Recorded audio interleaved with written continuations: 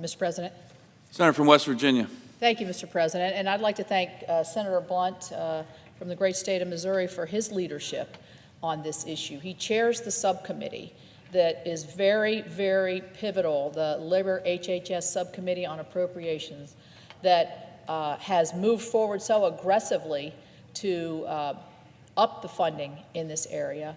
But we got the pedal to the metal now, as he said. When we're moving and coming to a final spending bill, this has to be a top priority for us. It is absolutely critical. So I'm really pleased to be on this subcommittee, but I want to thank him I know he works diligently with NIH, which holds great promise, I think, we're always looking for solutions.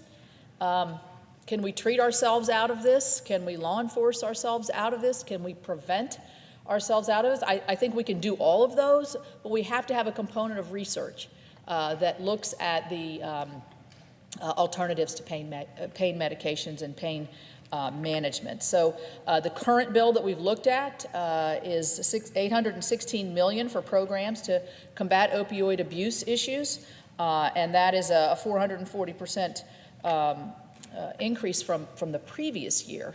I'm going to go through, this might sound a little mundane and detail-oriented, but I think people say that's great to up the amount of money that you're spending, but where are you really spending this money? And the senator from Missouri, Senator Blunt, mentioned this has to be done locally, and there's a lot of emphasis on where these dollars are going. Some of it, of course, is going to CDC for preventive issues, the Centers for Disease Control, critical. $50 million of this is going to our community health centers. State like Alaska, state like West Virginia and Missouri, community health centers are seeing hundreds of thousands, millions of people every day, and many, many more that are dealing with mental health and substance abuse. The SAMHSA, which is the mental health grants that go to our states, $15 million for a new SAMHSA program, which is opioid prevention down at the community. We have our drug-free community program, which works well in my state. It's a total grassroots up, bottom up, where you get everybody in the room from your local county, your public health, and others to try to solve this issue. And then again, some block grant programs to our community health centers, along with the funding to NIH. So it's a broad-based look at where the funding's going. But we have an opportunity here in the next several weeks to up that funding, to make sure that the national priority that we feel as senators with states that are highly affected is reflected in our funding. And I believe that with Senator Blunt's leadership in the subcommittee and other members on the subcommittee, that is something that we are going to be doing. I happen to chair the Financial and General Government Appropriations Subcommittee, which appropriates the money for the high-intensity drug task forces. Our state has over 22 counties that is in that. Is that a branding that you really want, that you're a high-intensity drug trafficking area? Not really, but what that does is coordinate federal, state, and local resources to help meet the challenge and facing what a difficult problem you have. So not only do I work with funding on that, the drug-free communities, and also the President's Office of Drug Control Policy. So we've done a lot, we've pushed for resources, and the Senator mentioned resources for our first responders. He mentioned how dangerous it is. We've had local stories talking about our first responders who've just been touched with fentanyl, and have gone into an overdose situation. We were at the White House yesterday talking, the President mentioned drug-sniffing dogs that have had reactions to fentanyl. So this is a very lethal subject. Actually, I saw in the statistics for West Virginia where the recent overdose deaths, more of them are attributable to fentanyl than to heroin itself, and that is rising. So we need the money for enforcement, prevention, treatment and recovery, and more research for the resources for the research.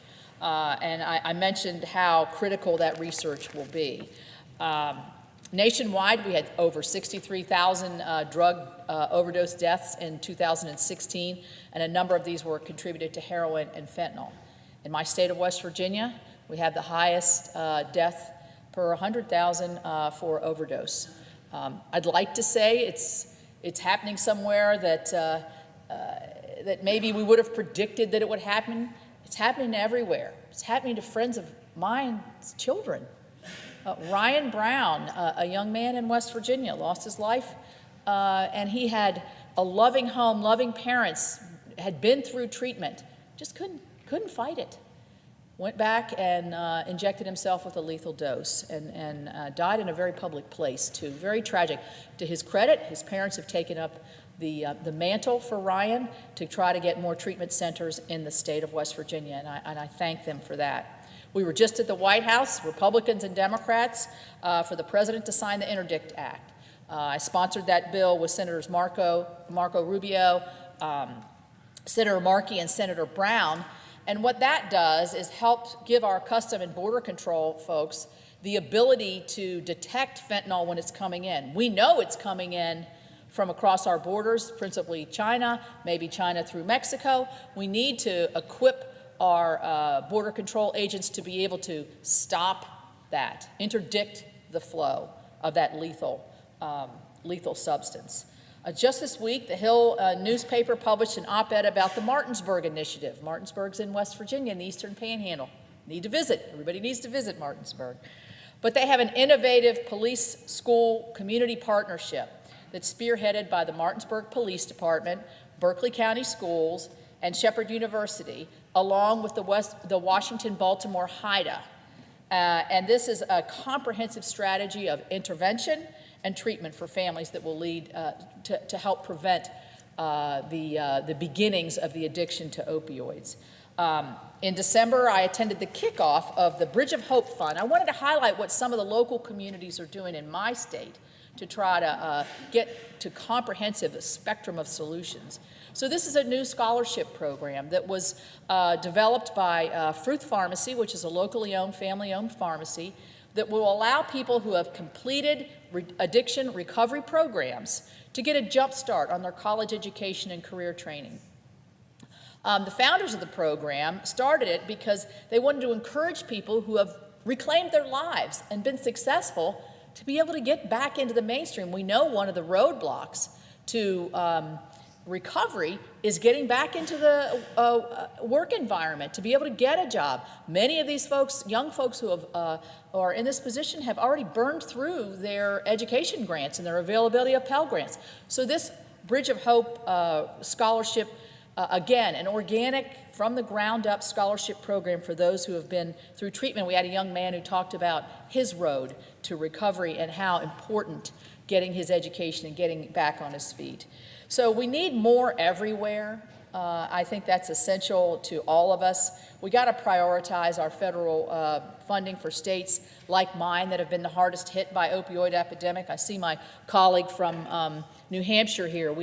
Both of us have joined together on the Targeted Opioid Formula Act, where those of us who have high statistics and greater need are able to have those funds more squarely targeted towards us for prevention, for treatment, and other resources. So there's a lot of good ideas out there. There's a lot of things going on, but there's a lot of tragedy around all of us.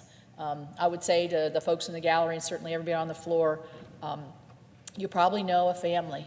You probably know a community. You probably know somebody who's been hard hit by this. And it is absolutely crushingly sad,